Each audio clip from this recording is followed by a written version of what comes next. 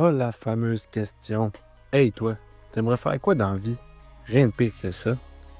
À travers mon parcours collégial, je me suis souvent questionné sur ce que j'aimerais faire dans la vie. Événementiel, hôtellerie, enseignement, en repassant par l'événementiel, puis encore là. Bref, je me suis souvent demandé vers où me diriger. J'ai fait mes recherches puis ont confirmé ce que je pensais d'avance. D'après un sondage commandé par l'organisme à but non lucratif Academos, plus de la moitié des étudiants québécois ressentent un niveau d'anxiété élevé par rapport à la décision ultime qu'est le choix de carrière. Puis c'est là que je me suis demandé, c'est-tu mieux de choisir sa passion ou la stabilité financière pour sa carrière? J'en ai discuté à travers 4 épisodes avec des gens que j'admire qui, comme moi, vont choisir ou ont choisi leur passion ou la stabilité financière pour leur carrière.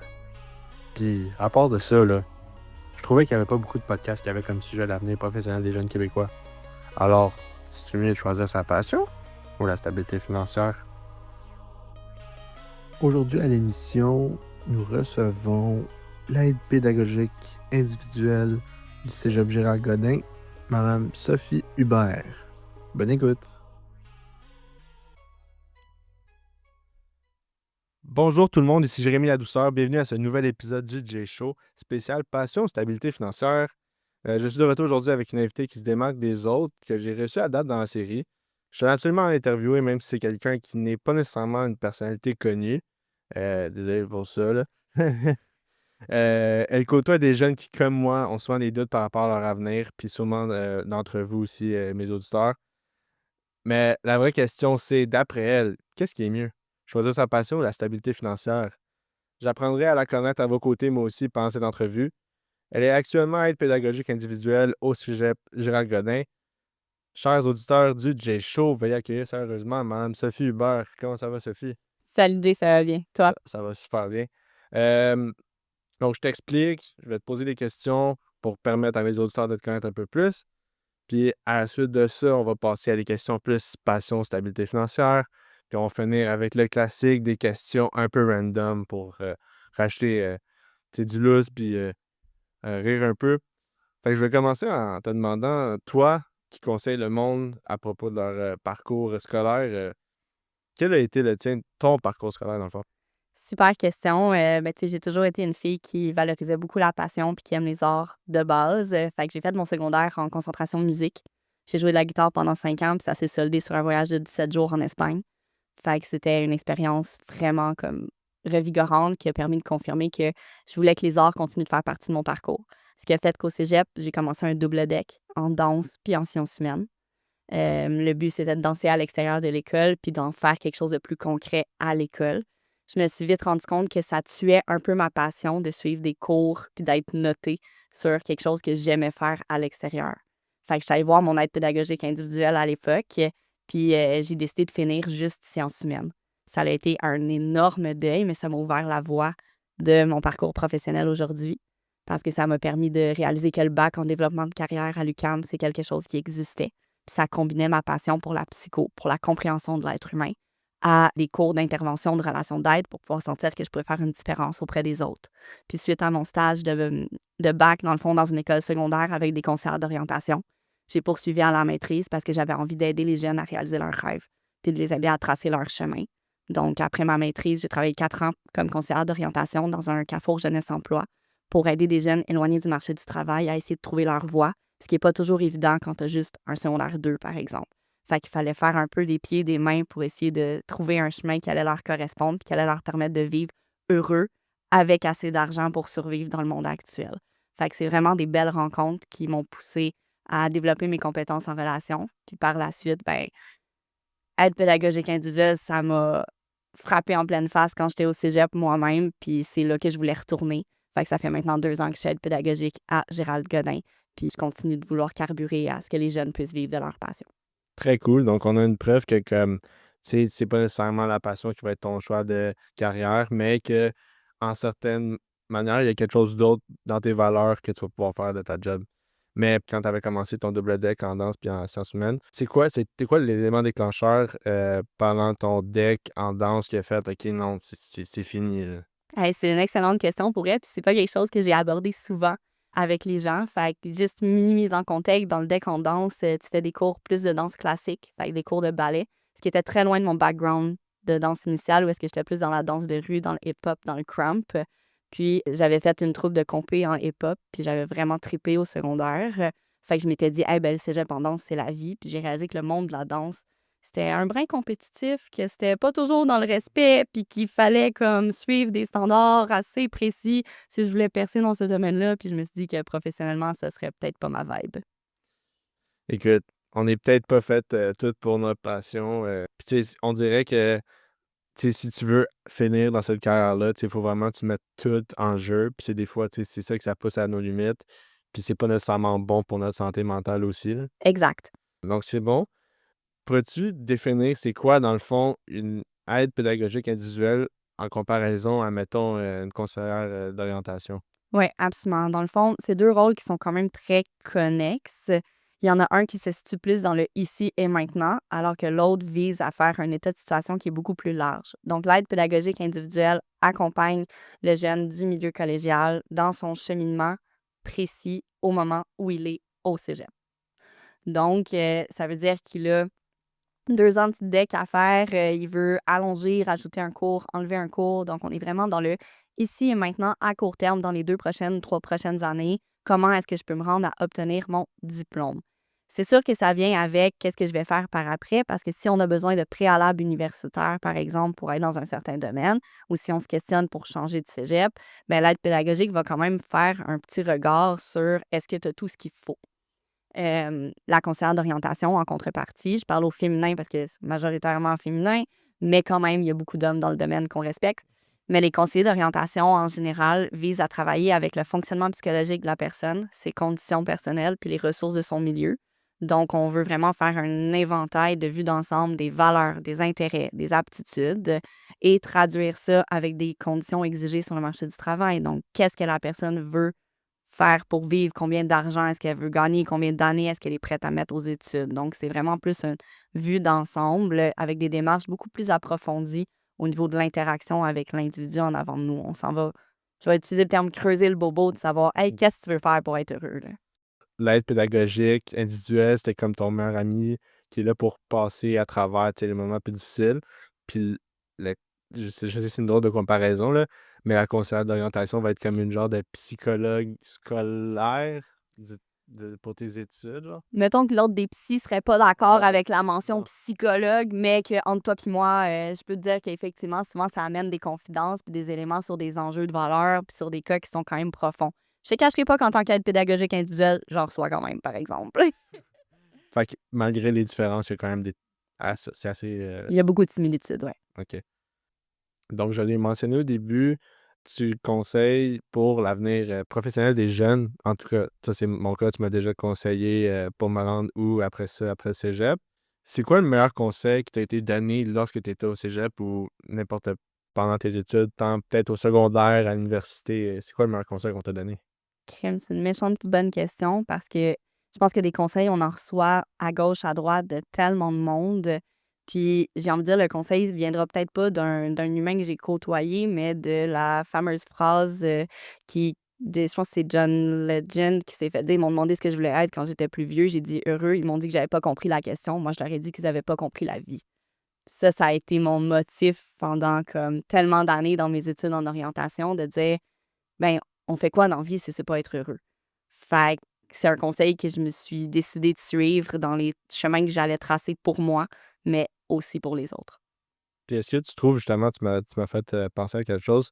Tu sais, est-ce que tu trouves que 17 ans, c'est jeune pour choisir dans quoi tu veux t'en aller quand tu es plus vieux? Absolument. Pour vrai, dans notre formation en orientation, on apprend entre autres qu'au niveau du développement psychologique, la maturité vocationnelle, donc ce qui consolide ton cerveau, ton lobe frontal, qui est la zone de ton cerveau où est-ce que tes valeurs se stabilisent, où est-ce que tes objectifs, ton raisonnement se stabilise, c'est, c'est dans le fond quelque chose qui se consolide autour de 25 ans. Fait qu'à 17 ans, est-ce que tu as toutes les ressources et toutes les assises de ta personnalité pour être capable de faire un choix éclairé, durable dans le temps, dans la réalité actuelle? J'ai envie de te dire non. C'est le moment d'essayer des choses puis de te découvrir. Puis c'est fou que quand tu dis ça, que 25 ans, tu sais, c'est quand ton lobe frontal est complètement développé Autour de, ouais. autour de.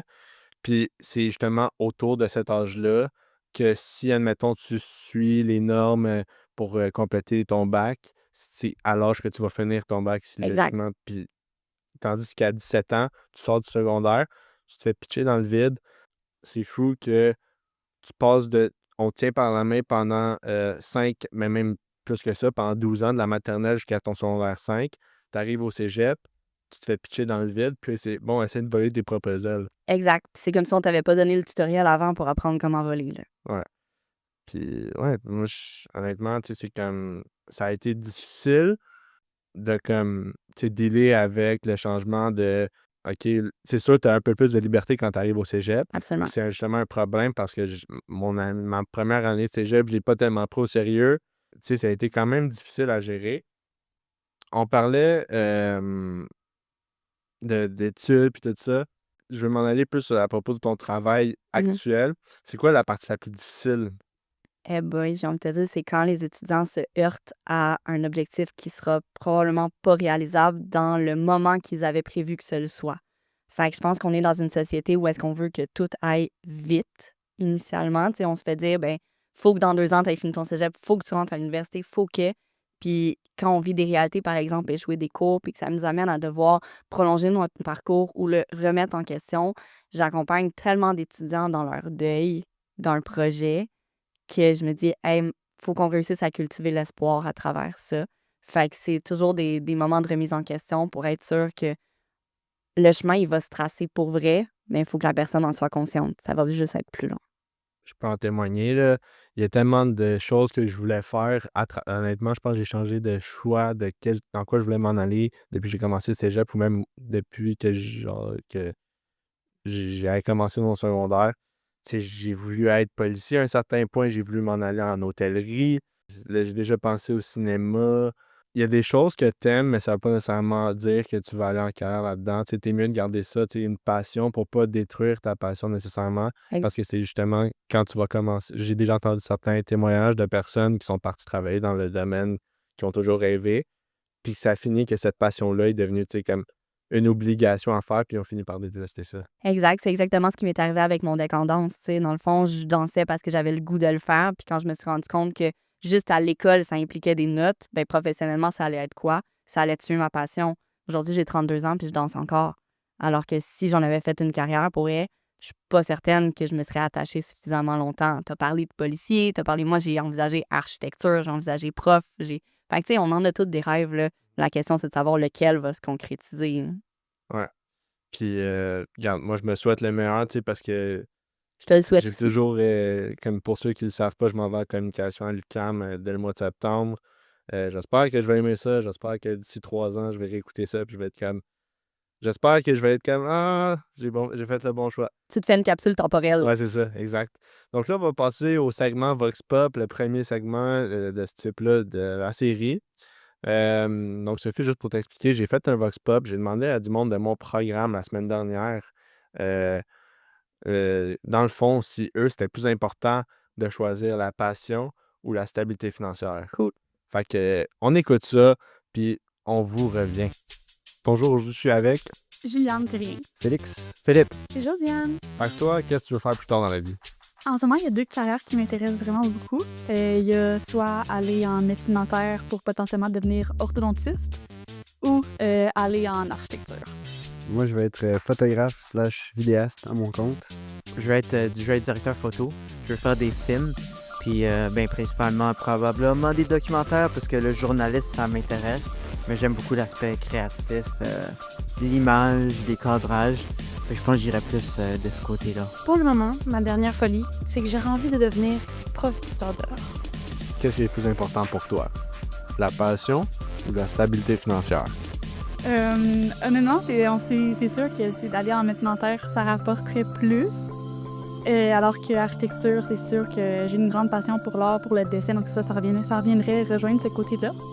Mais si j'aurais à choisir quel que j'aimerais le plus entre les deux, j'irais probablement avec médecine dentaire. Pourquoi? C'est juste une carrière dans laquelle je me suis tout le temps vue J'aime ça aider les gens, même avec mes expériences personnelles, parce que disons que j'ai eu des dents assez croches, pas mal toutes dans ma jeunesse. Puis grâce à mon orthodontiste, aujourd'hui, je peux sourire avec, avec confiance. Donc ça, c'est une des raisons pour que je vais aller en médecine dentaire. Puis c'est sûr que je peux pas nier que l'argent, c'est un gros facteur. On vit dans une société où, disons, notre économie, tout coûte cher, puis l'économie est fragile. Donc c'est sûr que si je voudrais assurer un futur, disons, confortable, ça serait la carrière choisir. En plus que j'aimerais ça avoir une famille, donc il y a plusieurs facteurs qui rentrent en jeu. Je choisis premièrement parce que c'est ma passion. J'en fais depuis que je suis tout petit. Je pense que j'ai la chance justement que dans le monde qu'on vit présentement, il y a la demande derrière et que c'est possible d'avoir une stabilité financière avec ce métier-là. Est-ce que tu ressens de la pression parfois par rapport à ce choix-là? Oui. Même en ce moment, que c'est ça mon travail présentement. J'ai pas d'autre job à côté. Puis, j'ai la pression que si je trouve pas de contrat, si je trouve pas de job, j'ai pas d'argent qui rentre à la fin du mois.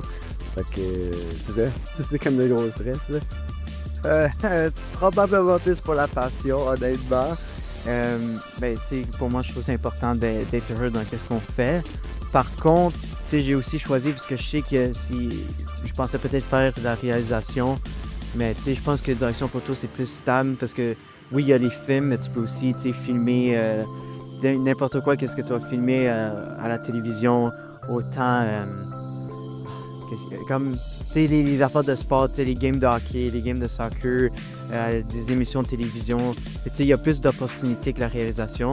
Fait que je suis un peu allé dans ce domaine-là pour avoir un peu plus de stabilité, mais je pense que c'est plus point de vue passion que pour l'argent en tant que tel. Il faut dire que je me suis souvent questionnée tout au long de mon parcours scolaire, justement, qu'est-ce que je veux faire? Est-ce que ça serait plus par stabilité financière, justement, ou parce qu'il me passionne vraiment?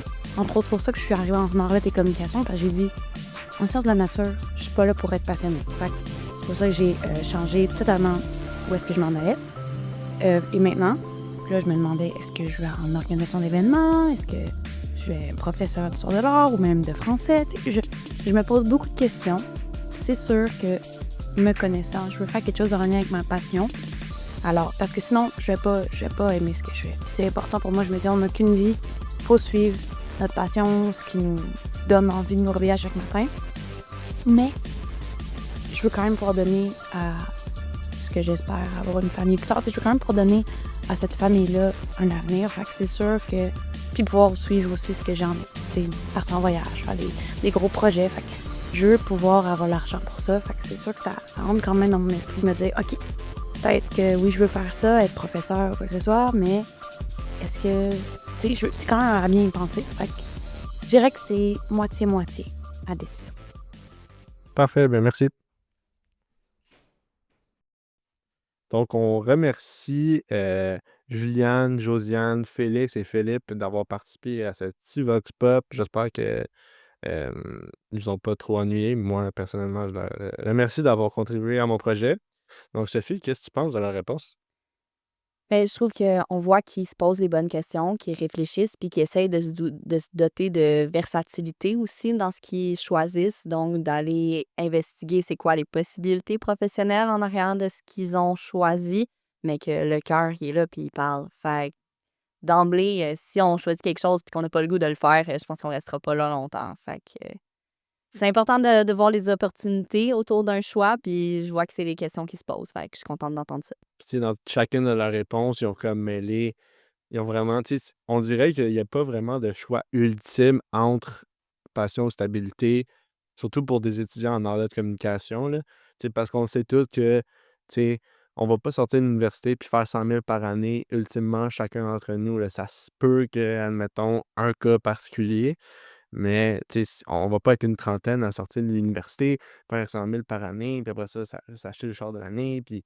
Non, ça se peut même qu'il y en ait beaucoup qui galèrent pendant une couple de mois avant de trouver des premiers contrats, dépendant du domaine. C'est souvent des métiers qui demandent un enchaînement de contrats pour être capable de se faire un salaire annuel aussi. Fait qu'il faut être capable de se démarquer plusieurs moments dans l'année. Fait qu'au niveau, on parle de stabilité financière, mais je pense qu'il y a la question de la stabilité d'emploi aussi, puis que si on est prêt à prendre la vague puis à enchaîner des contrats, c'est un métier qui peut être tout à fait viable en termes de stabilité financière. La stabilité d'emploi, ben, c'est ça. Ouais. Puis c'est ça qui m'a comme, j'avais interviewé dans le cadre de mon cours d'anglais, fallait interviewer quelqu'un qui, étudiait pour s'en aller dans un domaine, puis quelqu'un qui travaillait dans un domaine. Puis moi, ben, la session passée, pour vous montrer que mon choix s'est fait vraiment, tu sais, comme dans les derniers mois pour m'en aller en communication, là. Tu sais, la saison passée, je voulais m'en aller en hôtellerie, là, ultimement. Puis j'avais interviewé une étudiante, de l'UTHQ. Et puis, j'avais interviewé une de ses profs, il me semble. Puis, tu sais, il m'avait fait part les 2 que, tu sais, tu commences quasiment au salaire minimum quand tu Yep. commences en hôtellerie. Puis, tu sais, c'est bien beau, tu peux t'en aller quasiment,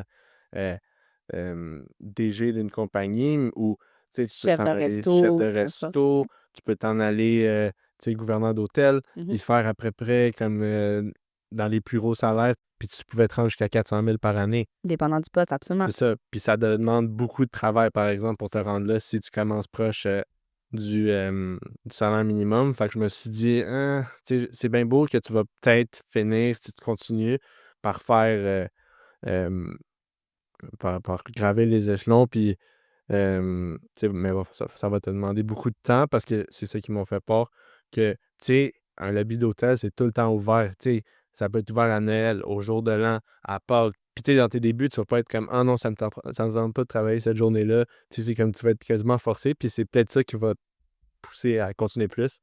Donc, moi, c'était une des choses qui m'a fait dire, bon, tu sais quoi, me laisser faire. Mais exact, tu sais, ce que tu mets en lumière, c'est qu'il y a tellement de critères à considérer dans le cadre d'un choix professionnel, puis que des fois, on va négliger l'horaire, les conditions de travail, travailler Noël, jour de l'an, à minuit le soir ou à 4 heures du matin, tu sais. Là, on sort un peu du contexte des arts, mais je lève mon chapeau aux infirmières. Tu sais, dans une optique où est-ce que tu rentres dans le réseau de la santé, puis tes horaires seront pas fixes, tu vas devoir, tu sais, c'est de la dévotion. Si elles travaillent pas là par passion, majoritairement des femmes, mais elles et ils ne travaillent pas là par passion, je ne sais pas ce qu'ils font. Parce que clairement, ça en prend pour être capable de concilier, dans le fond, des conditions de travail qui sont peut-être pas toujours adéquates pour les styles de vie qu'on veut mener. Puis ça peut être vrai en art aussi. Si tu te retrouves sur des plateaux à des heures pas possibles pour réussir à capturer ce que tu as besoin pour un tournage, un projet ou peu importe, ben ça peut avoir un impact sur une vie familiale. Fait qu'il y a énormément de choses à considérer dans un choix professionnel. Ouais, puis c'est ça qui m'a fait en sorte que, genre, j'ai décidé de m'en aller à la communication parce que, tu sais, c'est quelque chose que j'avais déjà fait à travers mes 3 années de cégep. Je m'étais déjà fait dire que, tu sais, autant par mes proches, mes amis que même, tu sais, mes profs que, genre, que j'avais fait en lien avec mes cours de communication, tu sais, autant radio que podcast, que quand j'avais animé, la rencontre avec, justement l'épisode avec les Chillonneurs. Tu sais, fait que je me sentais assez confiant envers ça. Puis même si ça n'a pas rapport nécessairement, tu sais, comme mon but à moi, genre personnel pour ma profession que j'aimerais ça aller, j'aimerais ça aller travailler en événementiel. Mhm. Tu sais, c'est déjà quelque chose que j'ai. Ça, c'est le but premier quand j'ai commencé le cégep, qu'est-ce que je voulais faire. Puis turns out que finalement, c'est là-dedans que, tu sais, Que tu vas finir aussi, ouais, même si tu as passé par hôtellerie dans le processus, ouais, ouais, puis qu'en allant poser des questions, tu as pu le mettre en lumière puis réaliser que ouh, je vais revisiter certains critères. Puis ouais, là, ça te exact. ramène à ton premier choix. C'est cool, là. C'est ça. Euh, C'est quoi le type de pression qui ressentent plus les étudiants quand ils viennent te voir? Tu sais, je vais t'en nommer 4, 3 dans le fond. La pression parentale, la pression sociale, la pression de se faire de l'argent. C'est super intéressant. J'aurais envie de te dire que le premier d'emblée, c'est la pression parentale. Souvent dans des milieux un peu moins stables, que je peux dire, ben, les étudiants vont se faire juger si c'est une voie qu'ils empruntent. Mais ceux qui se font soutenir, eux-mêmes vont recevoir la pression financière. Fait que quand la pression parentale est là, ça prend beaucoup de place, puis c'est un cas de, ben, est-ce que je vais faire une vie avec ce métier-là, puis ils remettent en question leur choix. Mais s'ils ont la chance d'avoir un réseau qui est vraiment soutenant, eux-mêmes vont se questionner sur, ben, est-ce que je vais réussir à faire assez d'argent pour vivre? Ouais. Parce que c'est un stress aussi que, tu sais, genre, j'ai quand même ressenti de la part de mes parents, mais là, c'est sûr que ils voient dans quoi je suis bon. Fait qu'ils m'appuient Exact. complètement dans mon choix, là. Souvent, ça prend juste le temps qu'ils puissent observer que le projet te ressemble, te correspond, puis que c'est ça que tu vas faire pour être heureux. Puis au final, la plupart des parents réalisent que ce qu'ils veulent, c'est que leurs enfants soient bien. C'est juste que le chemin pour se rendre n'est pas celui que eux pensaient, puis ça leur fait peur. Ouais, exact. Puis, tu sais, Ma mère m'a toujours dit: «Ah, tu serais bon en gestion», puis tu sais, ça finit que, tu sais, je veux m'en aller là-dedans. Puis tu sais, je lui disais au début: «Oh non, check, ça me tente pas de travailler avec des chiffres, tout ça, puis tu sais, faire ci, faire ça». Mais regarde, c'est honnêtement qu'est-ce que je veux faire de ma vie, là. Hem, y a-tu une influence, à part, tu sais, ton goût d'aller travailler, en tant qu'API, à part de tu sais, y a-tu quelqu'un qui t'a influencé un Est-ce que peu? j'ai genre eu un modèle, un mentor, Ouais, ouais, quelqu'un ouais, qui m'a stimulé? exact. Ben, je te dirais pas en amont, parce qu'à la base, mon premier choix, c'était d'être prof. Ouais, Puis ça a été ma prof de maths de secondaire 3. OK. Fait que comme ça venait dans sa couleur, son dynamisme, mais aussi, elle réussissait à faire aimer les maths à tout le monde dans sa classe. Mais ce qui m'avait impressionné, c'est elle avait quelque chose de pétillant dans sa manière de s'exprimer avec sa classe. Elle apprenait dès le premier cours les noms de tous les élèves de sa classe. Puis au-delà de la job de prof, moi, ce que ça m'avait inspiré, c'est tu peux créer un lien avec des gens, souvent avec des petites anecdotes de nous faire apprendre une règle mathématique en nous la faisant chanter. Elle m'a marquée. Puis ce que ça m'a donné comme, dans le fond, exemple, c'est de dire que ben moi aussi, je veux laisser une trace. Puis après ça m'a permis de me questionner sur comment est-ce que je voulais la laisser, cette trace-là, en sachant que je voulais aider les autres. OK. Puis, tu sais, c'est sûr, j'ai déjà eu des enseignants de même que on dirait que c'est même, d'après moi, les meilleurs enseignants, autant au secondaire qu'au cégep. Tu sais que ceux qui s'intéressent le plus à te connaître, je trouve que ça finit toujours par être les meilleurs. Ceux qui ont plus l'aspect genre: «Ah, faut que je fasse une job». Puis on dirait que ça vient de ça aussi. Un prof qui va avoir une passion de sa job va être plus intéressé à connaître ses étudiants puis leur permettre de transmettre sa passion à elle ou à lui. Exact.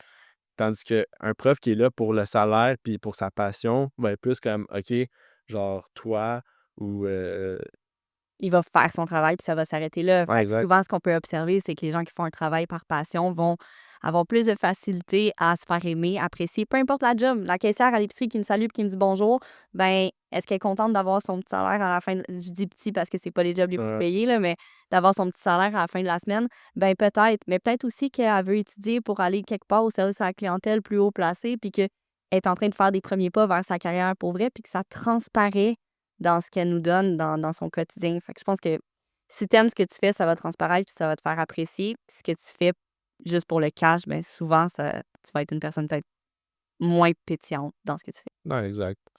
Sans nommer de nom, là, j'allais mentionner, tu sais, on a parlé d'un certain jugement des autres envers les domaines les domaines artistiques, tu sais, pour tes études. Est-ce qu'il y a des programmes particuliers que les étudiants prennent exclusivement, genre, tu sais, ils sont juste: «OK, moi, il faut que je fasse de l'argent dans la vie», là, sans nommer de comme Dans le fond, exemple est-ce qu'il y a des choix de programmes collégiaux que les étudiants font dans l'idée de faire de l'argent plus tard, ouais, genre? uniquement dans ce choix-là. Ben, c'est sûr que j'ai pas le choix de te le nuancer. J'aimerais te dire que c'est noir ou Ouais, blanc, mais c'est pas exactement ça parce que je vais prendre sciences nature en exemple. C'est souvent le programme dans lequel les gens vont le plus parce que ça mène au programme universitaire qui, par la suite, sont réputés pour faire les meilleurs salaires. Mais c'est quelle proportion des étudiants de sciences nat qui le font pour cette raison-là? Je suis vraiment pas prête à mettre ma main au feu que c'est la grande majorité, là. ouais, Parce qu'il y en a qui carburent aux sciences. Tu sais, si je reviens au Vox Pop, Juliane a parlé de médecine dentaire, ben c'est une occasion quand même d'aller chercher un métier qui aide les autres, un métier où clairement il y aurait de la réalisation par passion aussi. Mais est-ce que la plupart des étudiants qui vont dans ces programmes-là peuvent s'attendre à faire de l'argent puis que c'est un facteur de motivation? J'ai envie de te dire oui, 100. ouais. Même principe, un brin pour sciences humaines administration. On pense à administration, on pense à avocat, on pense à gestionnaire d'entreprise. Donc, souvent, ça va être. C'est plus de ces programmes-là que j'entends le discours de je veux être là pour faire de l'argent. Je te dirais qu'en Henriette, ça arrive pas vraiment. Non. Non. Est-ce que tu as déjà vu des étudiants se décourager en plein milieu de leur parcours? Tu sais, admettons, sont rendus, je sais pas, avant-dernière session, puis sont comme, tu sais, je veux changer de programme, je suis plus capable. Spécifiquement dans le domaine des arts ou en général? En général, dans tous les programmes. Tu sais, admettons, quelqu'un qui a toujours voulu suivre admettons, un programme, tu sais, admettons, je donne un exemple, peut-être c'est jamais arrivé, mais admettons quelqu'un qui a été, euh, je sais pas, genre en robotique depuis le début Mhm. de son parcours, puis là, il est comme, tu sais, je veux m'en aller en soins infirmiers, là. Ouais, j'ai envie de te dire, ça arrive souvent même. OK. Puis peut-être plus qu'on pense. Puis je pense que je vais le ramener à ce qu'on disait tantôt au niveau de la maturité vocationnelle. Quand tu fais ton premier choix de programme collégial, tu as 16, 17, 18 ans, dépendant de comment tu as fait ton secondaire. Donc, le choix que tu fais est basé sur ton intérêt à ce moment-là. Puis après, avec ton parcours collégial, ben, tu apprends des critères, tu apprends la réalité, tu apprends que tu vas peut-être devoir travailler de nuit, des heures sup, tu sais, par exemple, en soins infirmiers. Donc, ça m'est déjà arrivé, entre autres, des étudiants de soins qui changent pour aller en gestion, là, en administration-gestion, donc aller faire de la paperasse puis de la comptabilité, là, alors qu'on parlait d'aider du monde. Donc, c'est fascinant de voir à quel point est-ce que les intérêts peuvent évoluer aussi. Puis j'ai envie de te dire, je pense pas que c'est des choix qui diraient qu'ils se sont trompés. Je pense qu'ils ont appris. Oui. Puis qu'ils s'en vont chercher quelque chose soit qui leur ressemble plus ou qui va plus répondre à leurs critères au moment où ils prennent la décision. Puis toi, quand tu as arrêté ton deck en danse, est-ce que tu as eu des regrets de l'avoir lâché, ce Hey, programme-là? ben, c'est une méchante bonne question. J'ai envie de te dire, pas eu de regrets, mais de la peine. Oh que oui! Il a fallu que mon API elle me laisse la feuille de changement de programme. OK. Je reparte avec chez nous. Je l'ai regardé toute la soirée en pleurant ma vie parce que c'était faire une croix un peu sur un loisir, une passion quand même. Ça me gardait motivée à l'école dans mon double deck, là. J'ai envie de te dire, en tout respect, c'était pas mes cours d'histoire que je préférais, là. Genre, j'avais bien plus de fun dans mes cours de rythmique puis d'impro. Mais, fait que ça a été un deuil. Puis ces deuils-là, ils sont importants d'être vécus. Puis mon aide pédagogique de l'époque m'avait vraiment bien accueilli là-dedans aussi. Fait que je pense que ça m'a aidé à vivre plus en paix puis pas avoir de regrets puis à me permettre de le voir comme un apprentissage de qui est-ce que je suis puis de qu'est-ce que je veux faire. OK. Puis t'en penses quoi de l'expression s'ouvrir des portes? T'as-tu une autre question? C'est drôle que tu dises ça parce que je pense que c'est la mode qui descend beaucoup des parents ou je vais utiliser le terme de l'ancienne mentalité. Non, mais il faut que tu ouvres le plus de portes possible. Moi, j'ai envie de te dire non, ouvre les bonnes. Ouais. Donc, l'important, c'est de faire un regard sur soi avant. Puis, quand tu as une idée de qu'est-ce que tu es prêt à essayer, ouvre-en 3-4 des portes. Il n'y en a pas de problème. Va te chercher le préalable de maths si architecture, ça t'intéresse peut-être. Tu le sais pas, ça sera peut-être pas perdu. Mais si tu es dans ton cours de maths et que ça va vraiment pas bien, ben ferme la porte, s'il te plaît. Tu sais, fait qu'il faut juste se remettre en question souvent. Je pense que c'est ça qui est important. Ouais, c'est bon. Ben, merci de nous avoir parlé de passion et stabilité. Fait que là, on va passer au segment un peu plus le fun. Moi, je trouve ça drôle dans tes cas, ce segment-là. Cool. Fait que t'es prêt? Non, go. Ok. Parfait. Donc, on va commencer avec le plus évident. Passion ou stabilité financière. Passion. Tu dois changer de domaine demain matin. Où est-ce que tu t'en vas? En design d'intérieur, Oh, OK. Ta plus grande passion? les grandeurs nature médiévales fantastiques.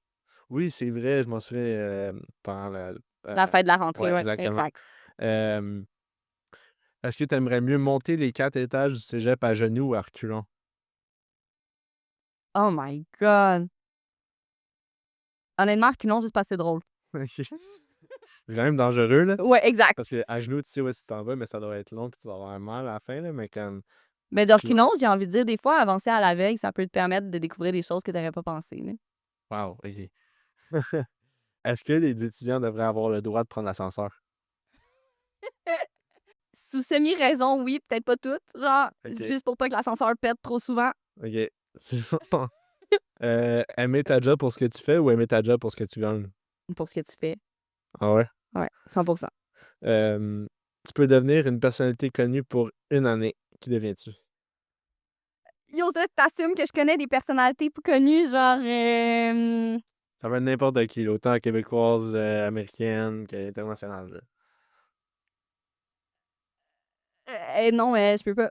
Pour vrai, je sais pas. J'ai aucun nom qui me vient en tête. Ou un personnage, ça peut être fictif aussi. Là. C'est là qu'on réalise que mes mentors dans la vie, je me les construis moi-même. Que c'est ça. C'est ça qu'il faut. Exact, genre pour vrai, comme moi-même. C'est con, mais moi-même. C'est très inspirant, honnêtement. Tu sais, on n'est pas obligé de donner à quelqu'un d'autre, faut que tu sois toi-même. Exact. Le plus gros sacrifice que tu as commis. J'aime pas ce mot-là. T'as-tu un autre mot que sacrifice? Le plus gros défi que tu as relevé. Tu vois, je t'avais dit que j'aimerais pas ce segment-là. Mais actually, j'ai du fun, mais pris que ça me coule. Plus gros défi que j'ai relevé. Plus gros défi que j'ai relevé. Vite, vite, vite. Genre réussir à faire cuire mes premiers œufs tournés sans les crever. Je sais, ça, c'est un gros défi. Honnêtement, c'est très banal comme exemple, mais je te jure que c'est très compliqué. Un cours que tu inventerais qui sera en vigueur obligatoirement dans tous les cégeps. Ou un cours, admettons, ça peut être un cours optionnel, mais que Ouais. tu penses qu'il devrait être obligatoire pour tout le monde. Ben, tu sais, je vais clairement prêcher pour ma paroisse, là, mais un cours d'exploration professionnelle, là, ils ont enlevé ça des écoles, puis je suis comme, non, mais faut apprendre à se Mm. connaître pour être capable de faire quelque chose. Fait que je ramènerais des cours de connaissance de soi, là. Tu sais, puis même au secondaire, moi, je l'ai eu quand j'étais en secondaire 3, le cours de PPO, projet personnel d'orientation. Puis, On sait pas ce qu'il faut c'est là-dedans. ça, genre, puis cette année-là, en plus, c'était l'année que la COVID a tout arrêté. Fait que j'ai même pas fait ce cours-là. Puis ça n'a pas été repris l'année d'après. Tu sais, ça devrait être un cours justement, secondaire 5, que tu fais ça. Puis tu sais, justement, ça va aider à faire ton choix de carrière. Pas en secondaire 3, en plein milieu de ton secondaire. Je sais, c'est un rant que j'ai fait, mais je le pense depuis des années. Ben, je vais l'appuyer parce que je vais te dire le choix, donc à moi, c'est pas en secondaire 5 qui devrait être fait, c'est après. Mais les réflexions devraient commencer plus vers la fin de ton secondaire. En secondaire 3 à 14 ans, tu veux penser quoi, là, genre? Tu penses à chiller avec tes amis, pas à ce que tu veux faire plus tard puis combien tu veux gagner. T'as aucune des 50 000, ça veut dire quoi, là? Je sais pas si ça a rapport, mais tu sais, parce que le Québec, on est la seule province au Canada qui a le système du cégep. Tu sais, Exact. parce que tu sais, les années qu'on passe au cégep, les autres provinces passent ça high school, ça va être comme. Une année de plus au secondaire puis une année de plus à l'université. Ouais, exact.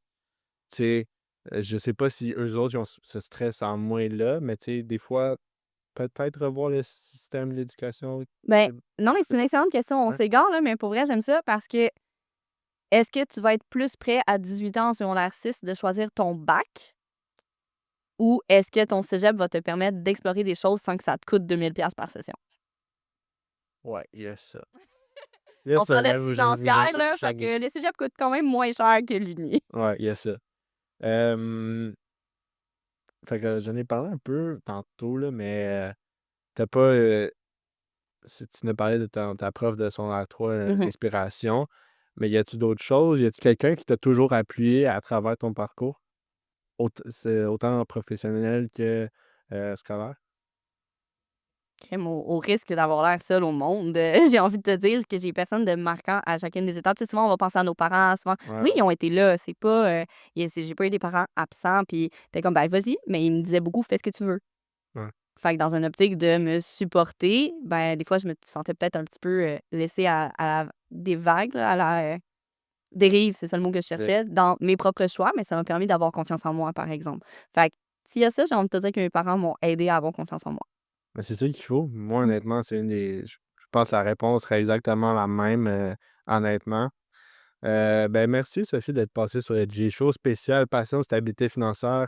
Tu nous as parlé de plusieurs expériences, autant pendant tes études que pendant ton travail actuellement. Tu nous as jasé pendant une bonne période de temps. Je te remercie beaucoup d'être passé sur le J-Show. Qu'est-ce que tu planifies pour toi? Est-ce que, dans le fond, où est-ce que tu te vois d'ici, mettons, 5 ans? C'est une excellente question. Je pense que pour les 5 prochaines années, je garde ma chaise. J'ai envie de rester encore à être pédagogique individuelle, mais je m'implique dans mon milieu collégial parce que je le trouve exceptionnel. On a la chance d'avoir un petit cégep où est-ce que j'ai le droit de faire des comités, j'ai le droit, le midi, des fois, je m'en vais avec le comité gladiateur nature, puis on s'en va se battre à l'épée, là, comme.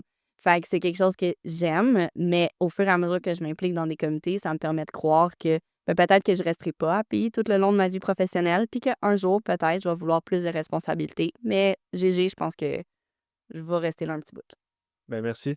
Merci beaucoup, Jay. C'était malheureusement le dernier épisode de ce spécial Passion et stabilité financière du J-Show. Merci de m'avoir écouté pour ces 4 merveilleux épisodes, dont les 3 qui étaient sur YouTube. J'espère que j'ai pu vous aider à propos de la fameuse question du choix entre la passion ou la stabilité financière pour vos études ou même votre carrière. Pendant que je vous parle, vous verrez tous les noms des personnes qui m'ont aidé à travers ce projet, autant de près ou de loin. Je les remercie infiniment. C'est eux qui m'ont poussé à continuer mon projet. Donc,